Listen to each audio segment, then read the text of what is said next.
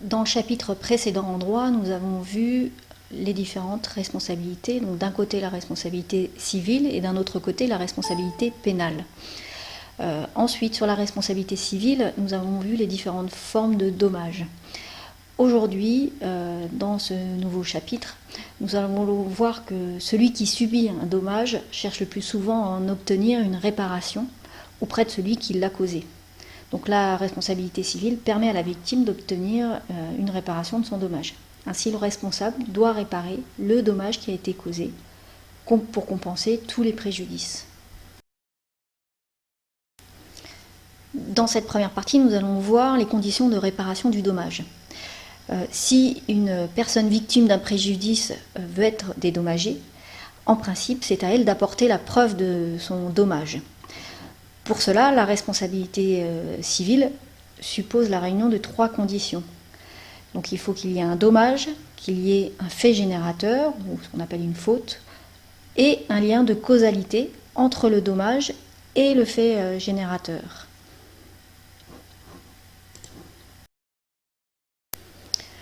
Donc je rappelle, la victime doit prouver le dommage qu'elle a subi, le fait générateur étant souvent un fait juridique, une faute intentionnelle ou non, celui d'une personne, d'une chose ou d'un événement. Donc la victime doit le prouver par tous les moyens, ce fait générateur, que ce soit une preuve imparfaite ou parfaite. Et elle doit prouver également le lien de causalité entre le fait générateur et le dommage subi, et ce qui est souvent l'élément le plus difficile à prouver.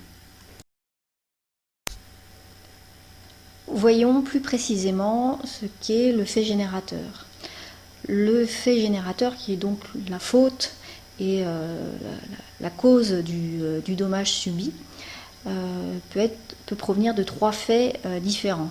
Donc il y a tout d'abord le fait générateur qui vient du fait personnel. Donc toute personne doit réparer les dommages qu'elle a personnellement causés à autrui. Donc ceci par faute, par négligence ou par imprudence. Le deuxième, c'est le fait générateur, le fait des choses. Donc toute personne doit réparer le dommage causé à autrui par une chose dont elle a la garde. Alors la chose, ça peut être du matériel, ça peut être aussi un animal. Si par exemple votre animal mord quelqu'un, c'est au propriétaire de l'animal de le réparer, de réparer les préjudices. Troisième fait, c'est lorsqu'il y a un préjudice du fait d'autrui. Donc toute personne doit réparer le dommage causé à autrui par une personne dont elle répond. C'est par exemple votre neveu qui est mineur casse votre dernier téléphone. C'est aux parents de réparer le préjudice, donc aux parents de votre neveu de réparer le préjudice.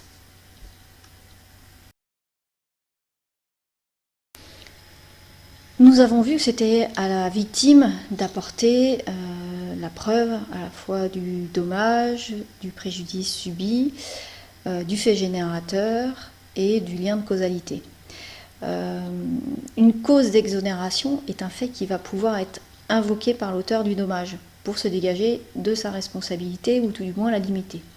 Donc une exonération totale ou partielle de l'auteur du dommage est permise par la preuve d'une cause étrangère. Donc ceci, il y a 3 cas qui peuvent l'exonérer de sa responsabilité. C'est en cas de force majeure, en cas de fait d'un tiers ou en cas de fait de la victime. C'est ce que nous allons voir précisément. Donc, voyons plus en détail les causes d'exonération de la responsabilité de l'auteur du dommage. Donc le premier cas, la force majeure. Imaginons, vous avez conclu un contrat avec Darty qui doit vous livrer une télévision aujourd'hui. Une inondation empêche cette livraison.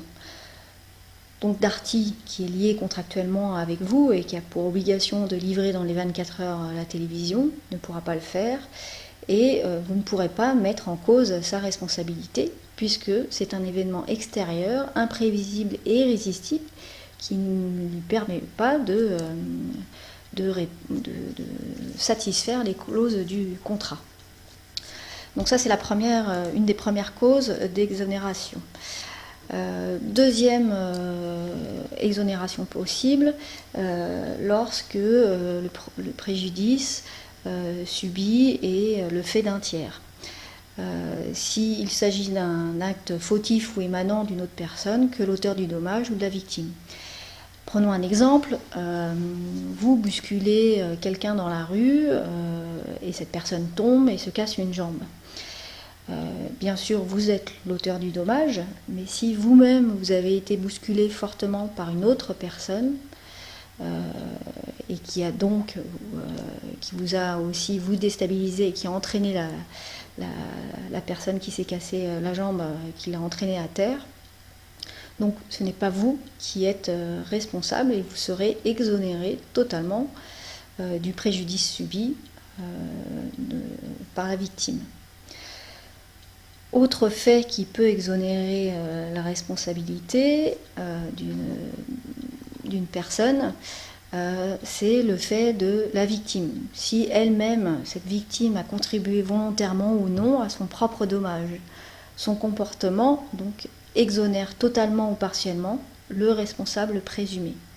Cette règle s'applique quel que soit l'état mental ou la capacité de discernement de la victime.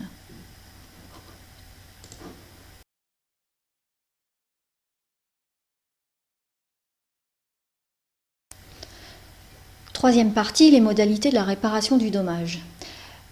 Donc cette réparation, en principe, doit être intégrale. Elle doit permettre à la victime de se retrouver dans la même situation qu'elle était avant le dommage, le préjudice subi. Donc il y a deux types de réparation possibles, la réparation en nature ou la réparation par équivalent.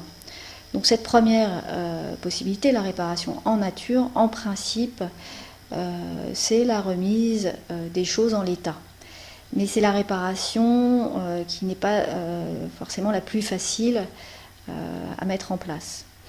Deuxième type, c'est la réparation par équivalent, qui est, elle, pécuniaire, c'est-à-dire qu'elle prend la forme de versement de dommages et intérêts. Et là, la victime fait ce qu'elle veut de ce versement reçu.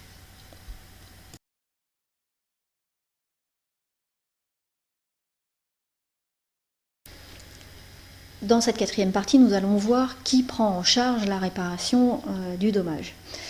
Donc elle peut être prise en charge soit par l'auteur du préjudice, et pour la plupart des cas, en fait, cette réparation est prise en charge par un assureur.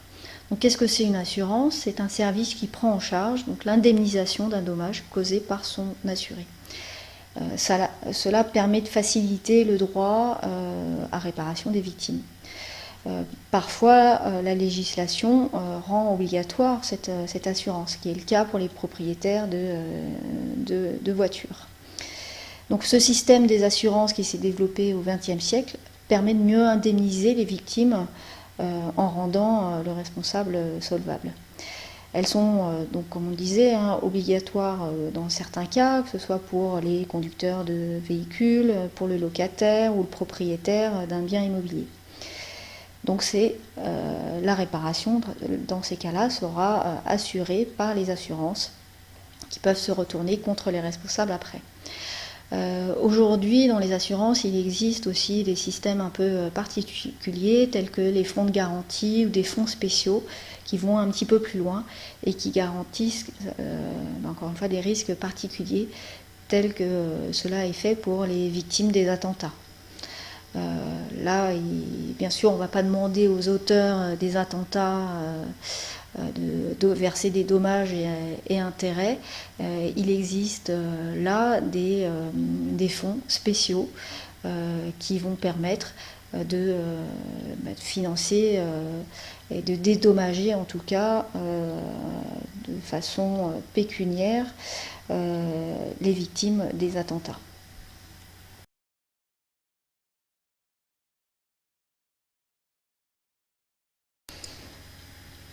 Voilà, nous en avons terminé avec ce chapitre, cette capsule sur la réparation du dommage.